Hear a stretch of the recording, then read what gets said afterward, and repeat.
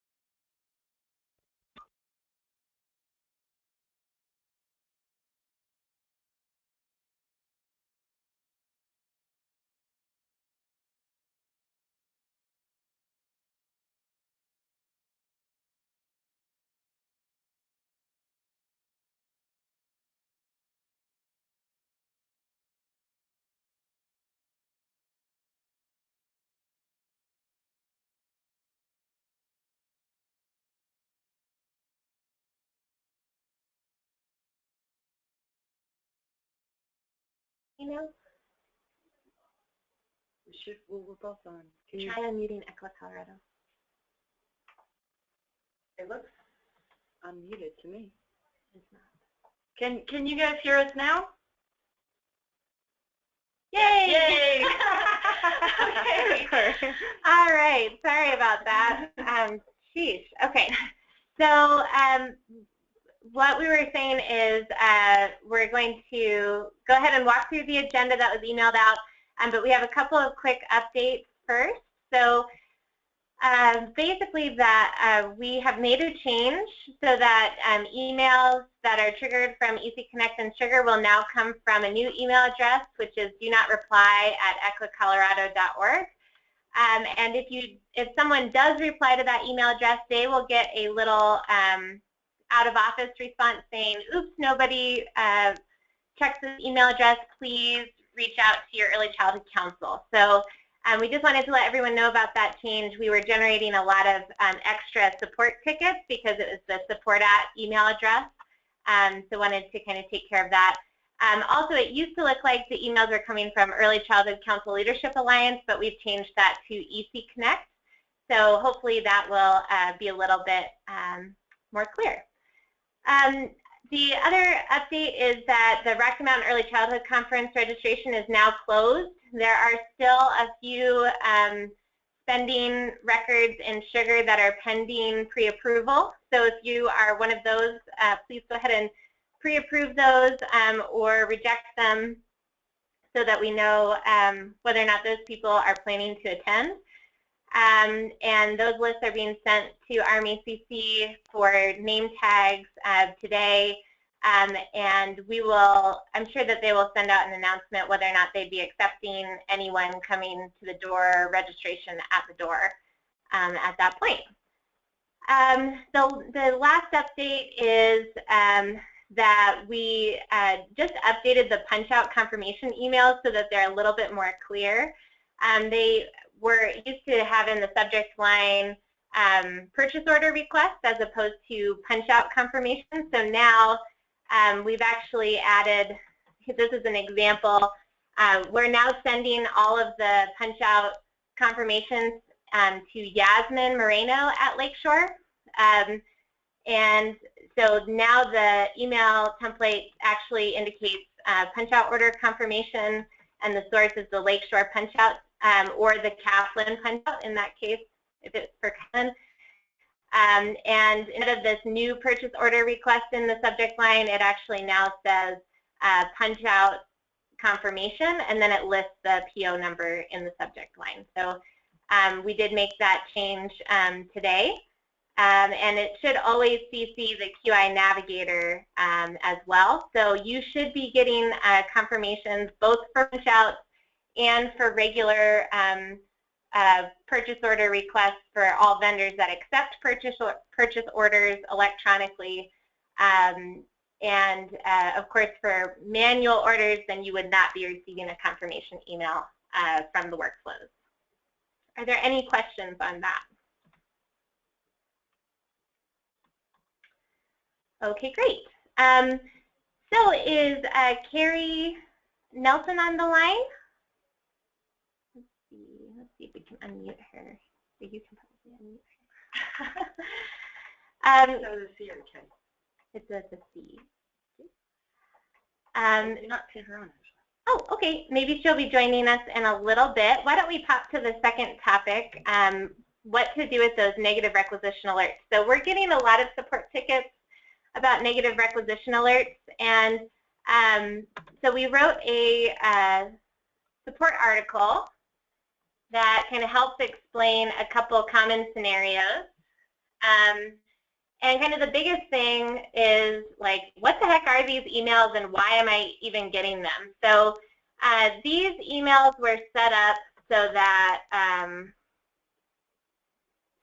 if a requisition balance, either coaching or QI dollars, do go negative, i.e. someone overcoached that site or overspent on that site, then the program manager is notified, and that program manager is who you've identified on the funding stream record for that requisition.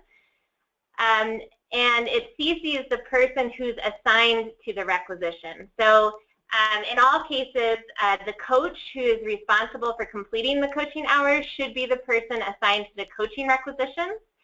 And the QI Navigator is actually automatically the assigned to on all QI dollar requisitions. So if, for example, a coach coaches a site and it goes over by 1 hour, you probably still want to let that coach that hour, so nothing's preventing that coach from recording that coaching log, but it does want to send the program manager a notification so that you can correct that negative balance by using a couple of different options. So, so let's go through a couple of different scenarios, and then we'll talk about how to actually correct a negative requisition. So one of the popular questions is, why did I get this email if the remaining dollars is not negative? So a good example is when a coach picks a QI dollars requisition and assigns that to the coaching detail log, then that will necessarily make the coaching hours negative on that QI dollars requisition, which will send an email to the program manager and the coach. And so the appropriate action to take there is to simply correct that coaching detail record and pick a coaching requisition instead of a QI dollars requisition for that coaching session. Now, it is on our list of things we'd love to fix in terms of not allowing coaches to even pick AQI dollars requisition, but at this point, that's a limitation that we have, that we need to show all the requisitions that are available for that site. So that is something we are aware of that would be nice to have. Are there any questions on that scenario? Okay, and if anyone has any examples that they want to run through of a negative requisition, please feel free to chat in or unmute yourself and we can go through a live example as well. This one has happened a couple times where the coaching hours are way, way over. And that usually happens if the coach updates the start date but not the end date or vice versa. So let's say a coach reschedules a coaching session. They might have originally said, oh, my coaching is going to be on February 4th from 10 to 12. But then it turns out that it's going to be on February 6th. And so they change the end date, but they don't change the start date. So it's actually February 4th through February 6th. So you see huge overages, like 100 hours, because it's calculating based on that duration. So that's actually really easy to fix. What you would do is you would go into the coaching requisition record, which is linked to in the negative requisition alert, and you'd scroll down to the coaching details subpanel and just look and see if there's anything that looks odd.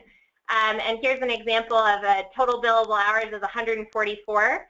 That is impossible, so we don't want to let that kind of stay there. So you just click on the coaching detail record and correct the start and end date. You probably want to have your coach actually correct it because they know best when they actually coached. And then once they correct that, they want to mark the coaching detail record as complete and reconciled. Are there any questions on that scenario? Oh, great. Let's see. Looks like we've got a couple examples, maybe. So is the end date field in the coaching detail necessary? I think removing the field completely would help coaches log hours accurately. So actually on the coaching detail record, it's not just an end date, it's actually an end date time. So it allows us to calculate duration, and so it is actually necessary. And you should, you should be able to pick the same date for the start and end date and just update the time for the coaching detail log. And then Melissa chatted in. She'd love to look at one of her sites, Woodmar, W-O-O-D-M-A-R, Learning Center. Okay, great. It looks like there might be 2 Woodmars. She said she is way over in her coaching hours. Let's see, which license number is it? 2724?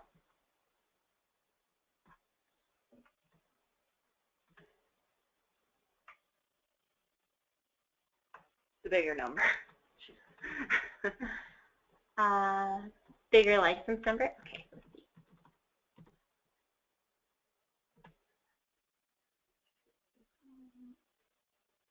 There 1668264? Yes. Okay, great. Okay, so we're going to scroll down to the requisitions. And a quick trick, if you want, you can do Control F and find requisitions like this. It's a little faster.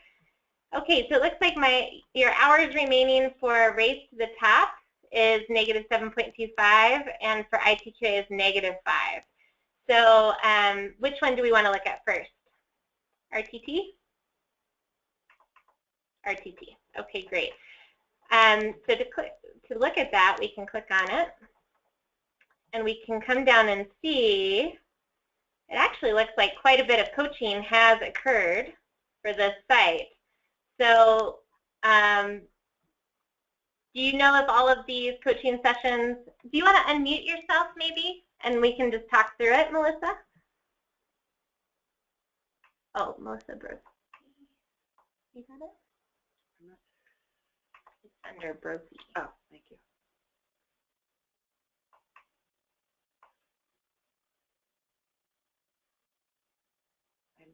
Hi, Melissa. Are you able to unmute yourself so we can talk through it?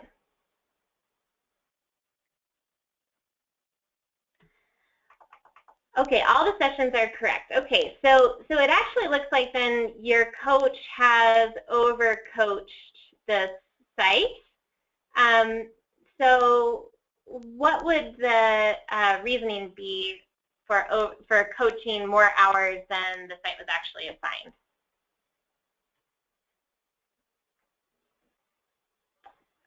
Perhaps they were getting ready for a rating. Site is a mess. Okay. So still from a budget perspective, you know, you have a certain amount of coaching hours that you've budgeted for the year. And so part of the idea of having a formula that creates that minimum coaching assignment is so that all coaches have sort of fair access to coaching hours. Now in your Race to the Top grant, you could have budgeted some extra coaching hours. Did you budget some extra discretionary coaching hours on top of your requisition amount? I didn't. Okay. But these are all internal coaches, so so you're not being charged like a fee for each coaching hour, correct? Right. Okay, great. So then probably what you'd want to do, and this might actually go back to the first item on our topic list, which is how to determine what your council's pooled requisitions for assigned funds or hours should be, and kind of compare that with your approved budget. So if you have room in your Race to the Top budget, then you could transfer additional hours to the site. Now that could be made possible in a couple ways. Either you have a site who's forfeiting their hours, and so you can move those hours to this site, or if you have that discretionary coaching hours budgeted, then you could move things around as well. So let's see. Melissa says, actually, Lisa has a comment. I think we see the greatest errors in coaching logs coming about because of the use of the clock for time. If we could allow them to enter a total direct time and a total prep time, if they need to change it, it would allow for fewer errors. Okay, that's a good comment. I think right now we have it set up as start time and end time, because then it calculates the duration, and we really should be able to say that this coaching session happened on this date at this time. So I think that might be something we talk about through the Sugar Advisory Group, so we can maybe take that issue up a little bit later. So then Melissa asked, does the navigator do this? So for coaching requisitions, you may decide that you want either the program manager or the coach directly to create the transfer. I know for our council, our coaches typically, for external coaches, the program manager does it on behalf of the external coach. But it's really up to you how you want to set it up. It could be the QI navigator. It doesn't necessarily make sense for the QI navigator to do the coaching requisition because they're not assigned to it. But it's really how you want to set it up. It's being sent to the coach and to the program manager.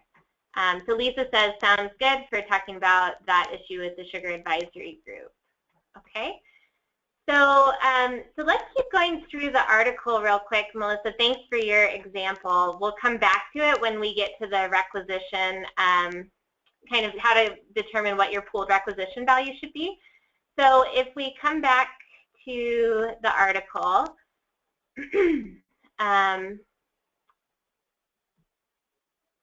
then the last scenario is that the requisition is actually legitimately negative, and that's actually kind of what we were just talking about.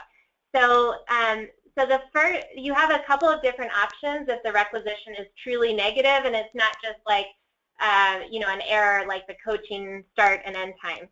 So the first thing you can do is you can determine if you can reassign any of the coaching hours or QI spending to one of the provider's other requisitions. So in Melissa's example, her site actually has ITQA and Race to the Top, but it looks like both of those coaching requisitions have been used up. So, option number 1 wouldn't really work for her circumstance for coaching hours. But skipping down to number 3, you can convert a provider's available QI dollar requisition into coaching hours by creating a new transfer record. And so if you wanted to do that, we could look back at the example, and we can go back to Widmar and see if this site has any QI dollars that are available that the program manager wants to use to support extra coaching hours. So in this case, it looks like she's got all of her funds still remaining. So we could actually convert some of these dollars into additional hours at whatever your coaching rate might make sense for your budget. And you can define what that coaching rate is.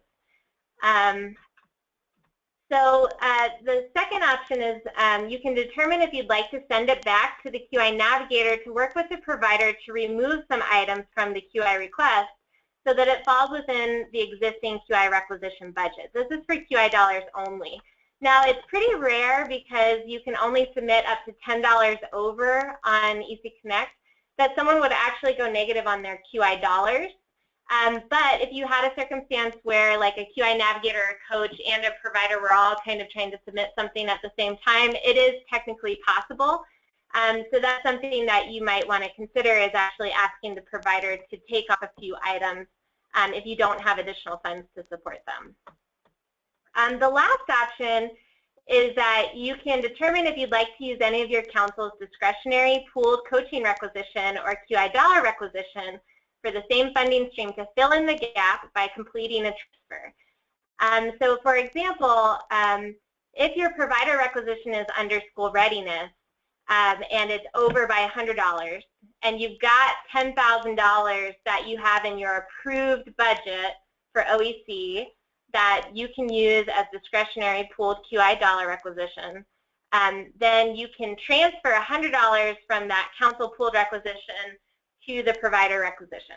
So I know that sounds like a big, heavy word problem, but we're going to break it down and kind of go through an example in a minute. So does anyone have any questions with the concept here?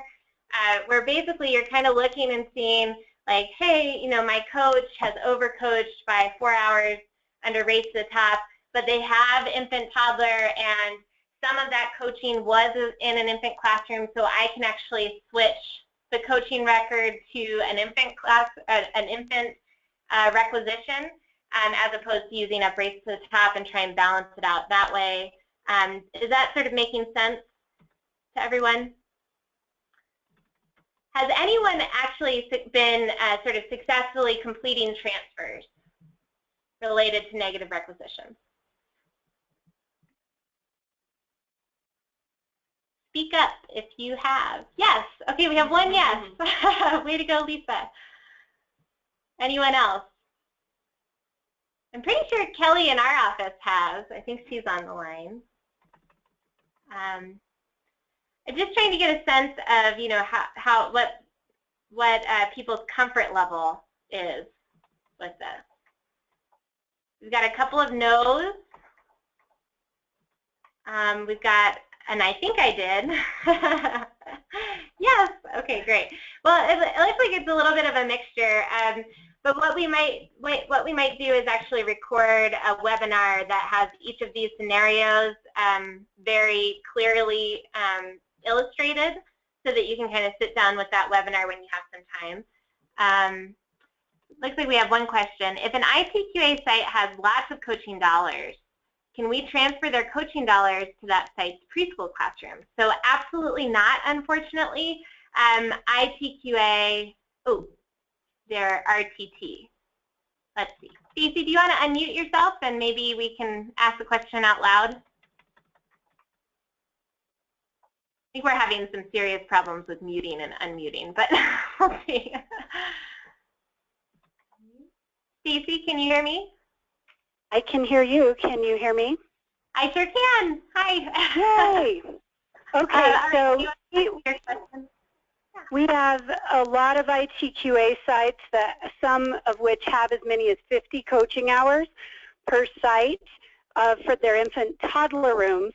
So the question was, could we take any Race to the Top coaching dollars that they're allocated in those infant toddler rooms and utilize them in their preschool rooms?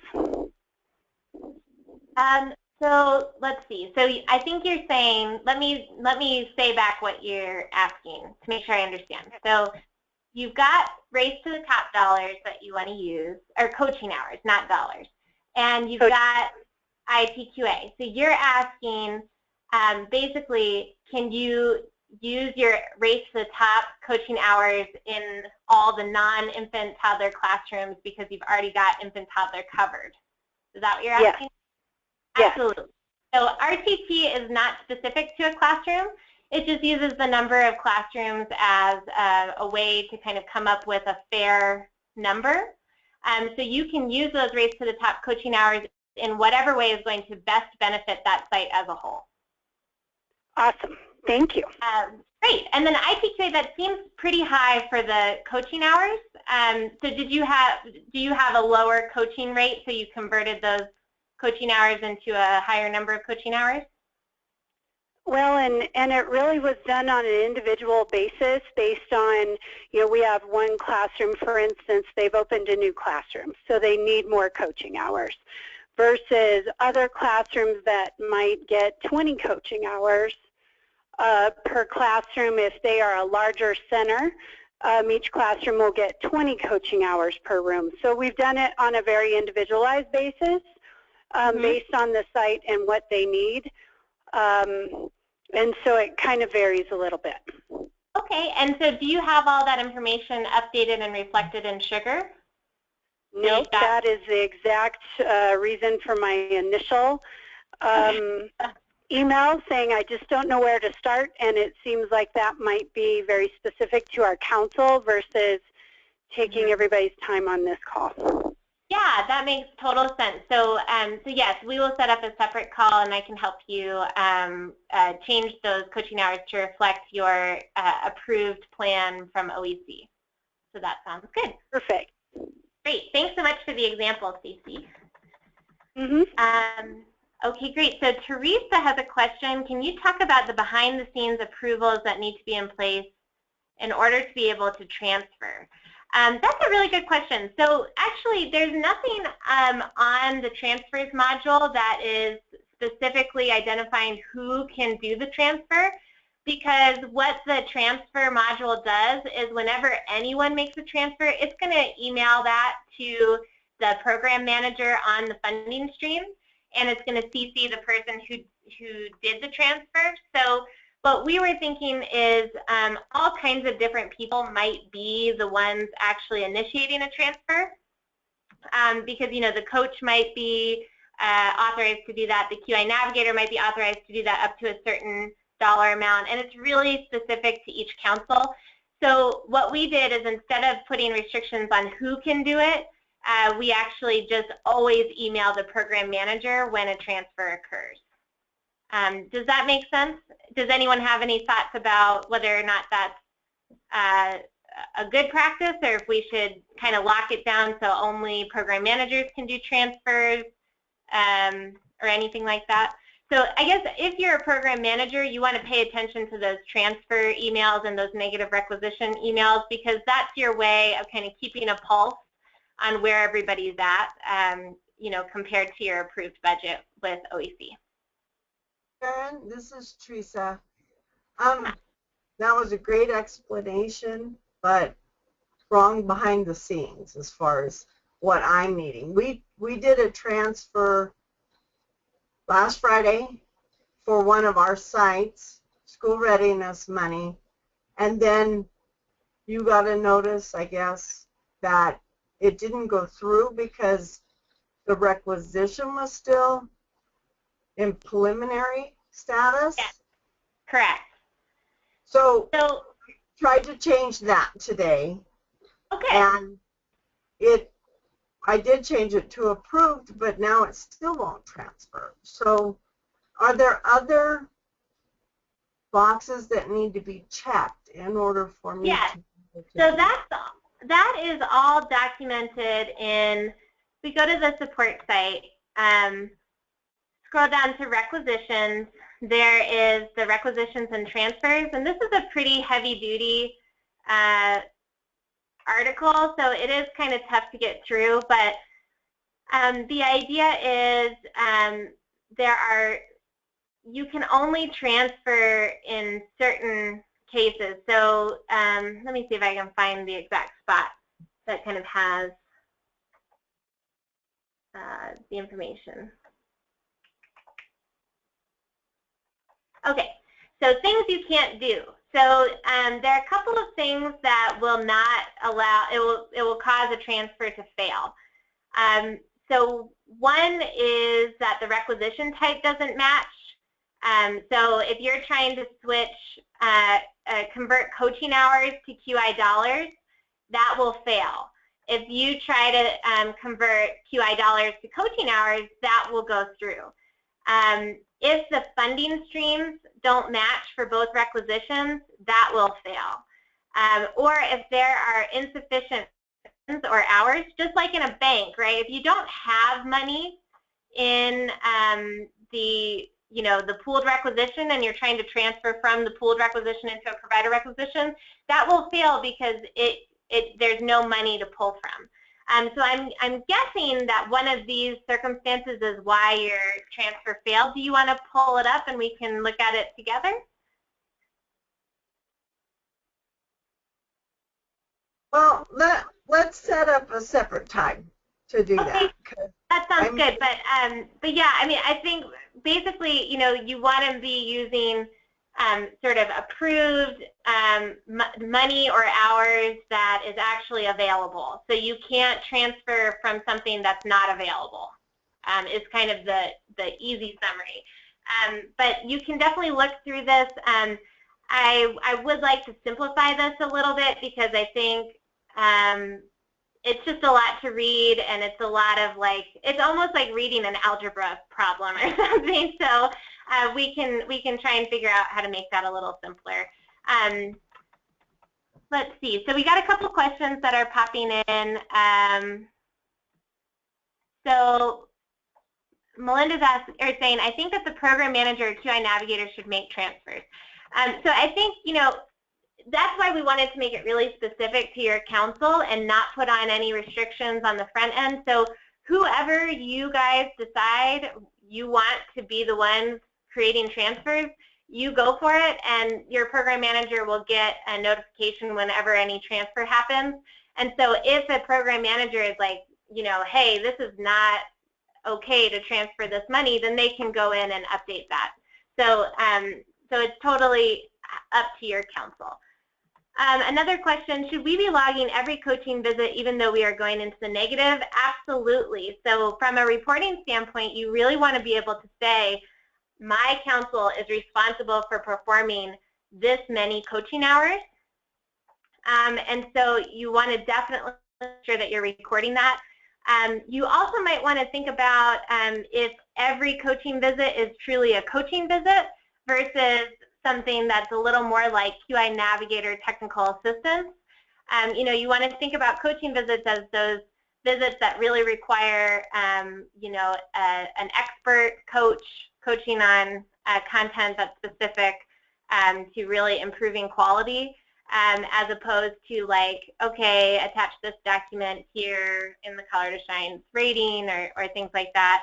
That's something we're still trying to navigate, though, is what do you consider sort of lower level basic kind of technical assistance versus kind of that higher level coaching that will eventually be, anytime a credentialed coach is out in the field doing something, you would be able to say definitively that that's coaching. I don't know if Michelle wants to add anything to that from the state. You're more than welcome to chime in. So we have a couple of other, so people are just agreeing with Melinda that it should be the program manager or the QI navigator that should make transfers. So again, that is just totally up to your individual council, whatever makes sense to you. All right. So let's see. So Kathy asked, if it is TA work rather than coaching, how is it paid for if we only have QI funds and coaching funds? Well, you don't only have QI funds and coaching funds. You also have an entire approved budget from OAC that has a great deal, most likely in personnel. And so your personnel should be working on outreach and kind of helping providers over the phone or doing all kinds of work related to actually running the program. And so that's where that money comes from. So, you know, I think one thing we've really discovered through this process is that there's really some great room for some additional budget management tools in Sugar. And so we are currently mapping out some enhancements to the funding streams module to really serve more as like a budget control center. So you would be able to put in, this is my total approved budget. And we can actually set it up so that Sugar won't let you over obligate yourself from a QI dollars perspective and a coaching hours perspective, because you can set the total amount that you have to spend on QI dollars. But right now, it's really up to you as the council administrators to make sure that the dollar amount of requisitions in Sugar that's approved is less than or equal to your total approved budget for direct quality improvement to providers. And same goes for coaching hours. Now, coaching hours is a little bit fuzzier because a lot of us have internal coaches. And so it's not a flat $50 or $100 an hour. It's really based on how much does it cost to have that person on your staff. So that is going to include things like rent and the computer they use and all kinds of different things. So you want to make sure that you're really budgeting in a way that is tying your Sugar requisition amounts to your actual approved budget. So it sounds like Stacy says inputting a budget would be an awesome feature. Yay! And I think basically what we'll be doing is finalizing a mock-up of that and presenting that to the Sugar Advisory Group as one of the first major projects that the advisory group will be advising on. So we'll see how that will be kind of our little test project for how the advisory group will kind of serve from an input perspective. So let's see, we got a couple of other questions. So for Kathy is asking, but then is that work not documented in Sugar? So the work itself is still documented in Sugar. You can record QI Navigator TA, outreach, communications through the communications module and through the meetings module. So you can still do that. You can actually even record QI Navigator TA through the coaching detail log because, and that will go against your coaching requisition because we know that some councils do not have credentialed coaches yet. And so if you have somebody who's working towards a credential, then the guidance has been that they can kind of record things as a coach as long as they're, you know, progressing towards that. But if you've got, you know, really someone who's more like a QI navigator who's kind of serving a coaching role because you simply don't have any other coaches, then you can actually select that as QI navigator time instead of coaching time. Has the advisory group members been figured out? So I believe that Liz has selected those applicants, and I think that she's planning on sending out notifications pretty soon. Or maybe Marianne can. Yeah, just to update, yes, that was determined, and Liz has reached out to all, I believe all, as I heard her on the phone, council coordinators indicating where that landed for everyone. So I would check in with your council coordinator to see if you're curious, because I know those calls were made. Great, thanks for the update, Marianne. All right, so I think we've only got about 15 minutes left, so I'd love to jump into this pooled requisition, how to determine assigned funds and hours. Is Carrie Nelson on the line? Hi, I'm here. Hi, thank you so much for agreeing to help us kind of demonstrate this. This is going to be great. Sure. Karen, Yeah. this is Sandy. I'm also on the line. Oh, fantastic. Hi, Sandy. Thank you, Douglas County. Yeah, way to represent. So I was just so inspired by Carrie's question that I wrote a whole article on how to do this. So I'm sorry that it didn't exist already, but I hope that this will be helpful for everyone as you're thinking about what the heck is this pooled requisition and how do I figure out how much money should be in the requisition or how many hours should be in the requisition. So Carrie, do you want to talk a little bit about sort of your question and then how you've approached this since you submitted the support ticket? Well, sure.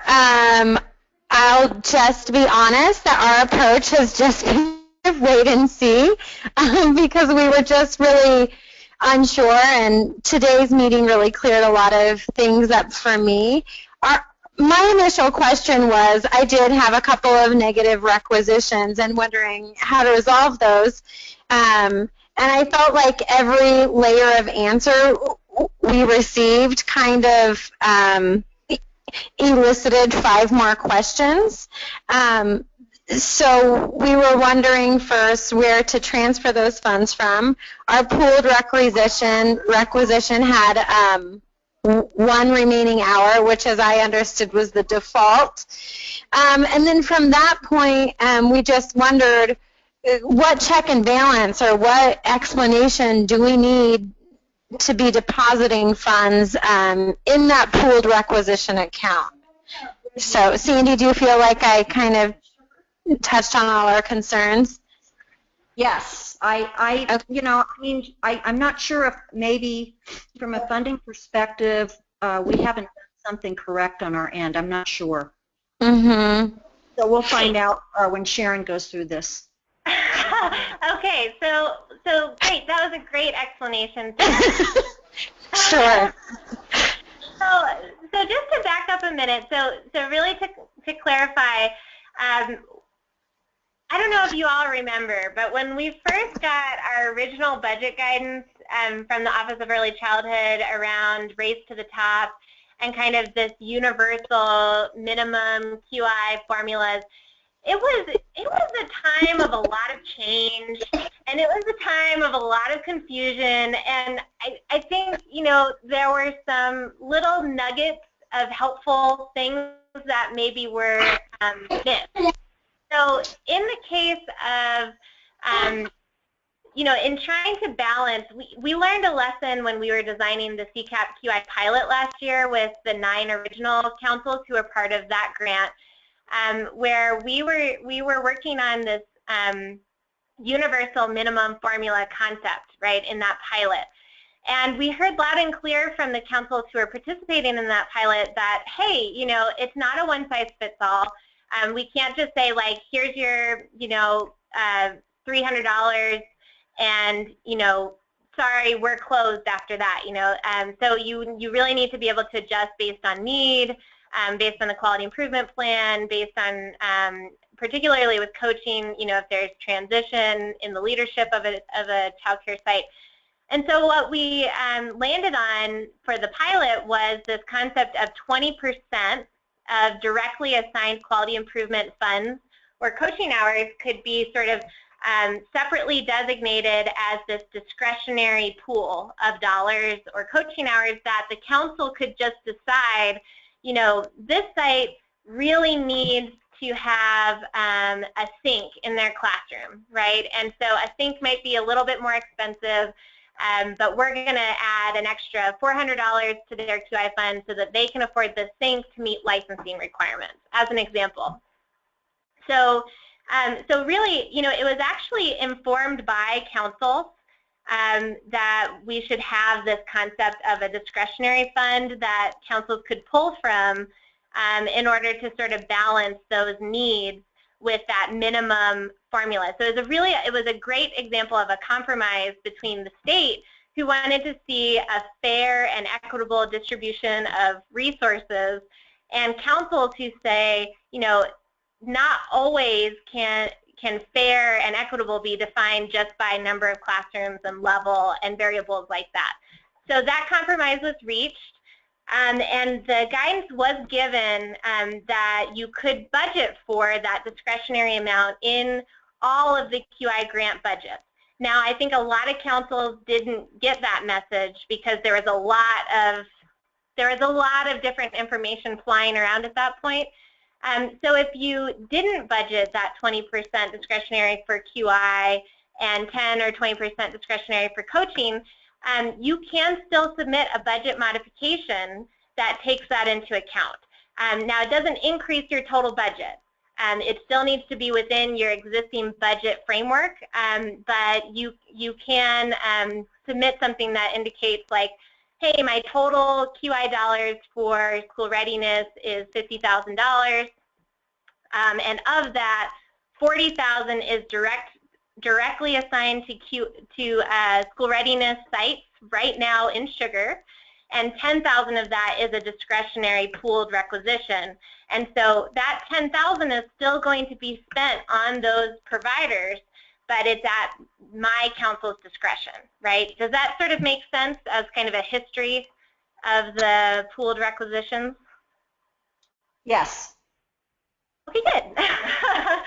Okay, great. So, so I think where there's where you know the rubber hits the road is, you know, you feel like Sugar is telling you these requisitions are approved because you have a signed MOU, and so you feel like that dollar amount is sort of set in stone and it can't be changed. And so basically, if you back up into the application cycle, you should be looking at how much money do I have in, let's say, school readiness, and you know, I know I've got $50,000, but I only want to obligate $40,000 directly to providers.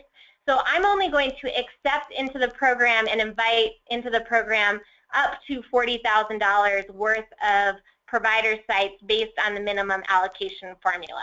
And then you would accept those programs and you'd waitlist the other programs. But I think what ended up happening for many councils is that they went ahead and accepted their sites because, hey, they had been in school readiness for a number of years, and it was kind of part of that renewal process. And so now they're actually needing to reduce the minimum requisitions because they're serving more providers than that minimum allocation allows. Does that follow with everyone? I think we've gotten a few questions about that. So we're just talking high level conceptually, but hopefully that's helpful. So, okay, yes it does. Okay, great. Thank you for the feedback. So, so then really what you need to do is during the application process as the program manager, you're kind of monitoring the preliminary requisitions and you're only accepting those sites in as you can afford to do that. But at this point, because we've already been past the application cycle, it's really important you take a look at your total requisitions and you match that up with your approved budget. And if you are over obligated, then either you need to do a budget modification and figure out if there's other places in your budget you can pull from to support those dollar amounts, or you do need to reduce your number of your dollars in requisitions. And you can do that either by just reducing the total requisitions by each provider, or, and I don't think anyone wants to do this, you would actually, you know, kick out a provider from the program. So I don't think anyone wants to do that or would do that. So really it's about kind of reducing requisitions so that you're within your approved budget. But for this exercise, so first we're going to run the report that tells us how close are we to our approved budget.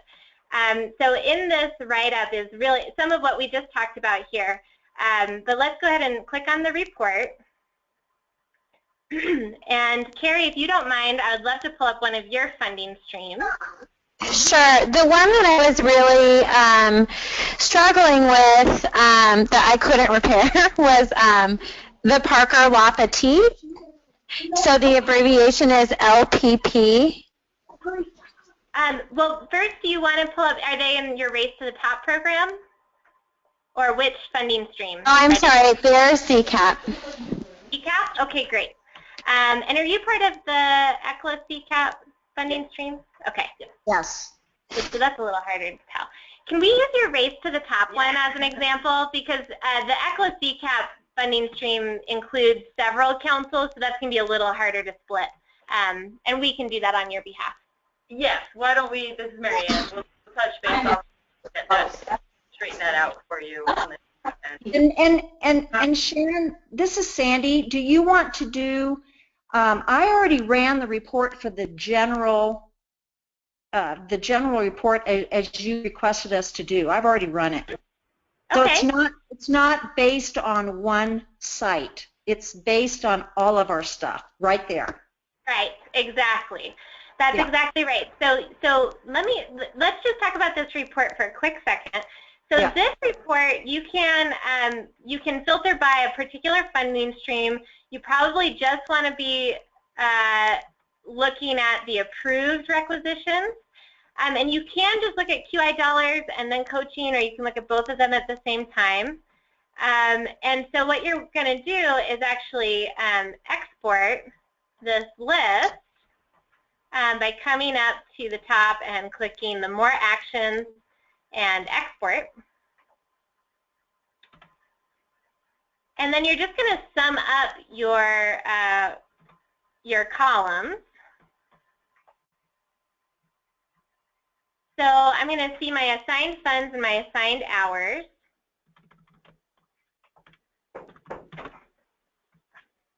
And so it looks like right now you have $22,500 in QI dollars, and you've got 222 coaching hours. So do you have in front of you what your total in your approved budget, not what your total budget is, but just your approved budget just for quality improvement dollars direct to providers? You know, I don't believe so, Sharon, because again, I was in the mix of, you know, at that time you were just talking about when we were trying to understand what the heck we were supposed to send to the state. And so I can tell you that I have $74,250 in program operating expense. Okay. I submitted that, and then I submitted $78,300 for my, I thought, for my 20%. And that does not include my QI assets of $286,470. And I just didn't, I just don't know how all this gets into sugar. I don't understand any of it, so. Okay, no, thank you. And I also did not ever budget coaching hours. Okay. This is all yeah, no, for coaching hours, it sort of depends how you're using coaches. So if you contract all your coaching services on an hourly rate, like $100 an hour is what the state gave us, right? Right. Then it's really easy to budget that, because you say, hey, I've got $100 a coaching hour, and I'm going to do 1,000 coaching hours, so I've got $10,000 of budget for that. Right. And so where it gets a little harder to budget is I have a person, and I pay this person, you know, $50 grand a year, and I give them a desk, and I give them a computer, and I give them a phone, and you know, you have to work in all those expenses and still fit with under that $100 per coaching hour. So I think, you know, what we may want to consider to do as a group of councils is have a couple of sessions where we can really talk budgets and how people have done their budgets. Maybe the next ECLA meeting we could have a big session on budgeting, because you know, when you get down to it, two of our key deliverables for these grants, for these QI grants, are how many dollars are we getting out the door that are directly benefiting a provider's ability to improve their quality as it relates to the Colorado Shines rating, and how many coaching hours are we delivering, and how can we tie those coaching hours to real progress in classrooms and for those childcare sites. Those are two of the major deliverables. So when you think about budgeting, you have to be budgeting with those deliverables in mind. And we've got other grants like the infant toddler grant where there's a whole nother layer of deliverables around parent and family engagement and around CCAP tiered reimbursement. And you're absolutely right that those two deliverable types are not being tracked in Sugar right now. And that's something that we want to be able to track in Sugar, and something that the Sugar Advisory Group will help us determine how we'll track that in Sugar. So right now, the whole emphasis in Sugar is really around the QI administration from a dollars and a coaching hours perspective. But there's a whole realm of other really important deliverables and grant objectives that we would like to track in Sugar, and that we certainly are capable of being able to track, but we have to get past and make sure that everybody has a foundational level of knowledge on how to administer the QI dollars and the coaching hours in Sugar before we move on to these other areas in the early childhood framework and you know, other really important things that we're all working on. Does that help a little bit? Well, the other thing, I'm just looking at this report that you just have up on the screen, and I find it interesting that there's a number of internal coaching and external coaching. I don't understand that. Yeah, so it does default to internal coaching, so that means that someone on your team actually switched these internal coaching to external coaching. Yeah, and I think I can account for that, because I thought for sure, and maybe that's just something between our program, but I thought for sure we were external coaching since our council contracts that out with me. But then one explanation I got was that if we still were kind of a set amount or was kind of a regular thing, that it could be internal. So I think I was doing all external, and then I started changing them to internal. So we can actually mass update those, or we can show you how to mass update those so that those are all internal again. So, and if that's the right answer, I don't know. Maybe I was going for a 50% here. Yeah, right. But the main difference is really external coaching. You just have the extra option of adding the coaching rate, and so you can track the coaching rate budget versus actual. So that's a nice ability for external coaches. But you really wouldn't want to get into that with internal coaching because that's just too complicated. So, and we got some good comments here. So Lisa is saying, this is a complicated concept and it will never match a budget if you are paying for more than direct coaching time for coaches in your budget. We will eventually figure this out. So amen to that, Lisa. Completely agree with that. Oh, and we got a nice comment. Thank you so much for all your hard work and willingness to help us out by updating articles and listening to what we need. I really appreciate all of you and the amount of hours you all put into making this easy-ish. So thank you for that comment. We really appreciate that. It really means a lot. It's a lot of work, but we are so happy to be participating in this really amazing collaboration with all of you.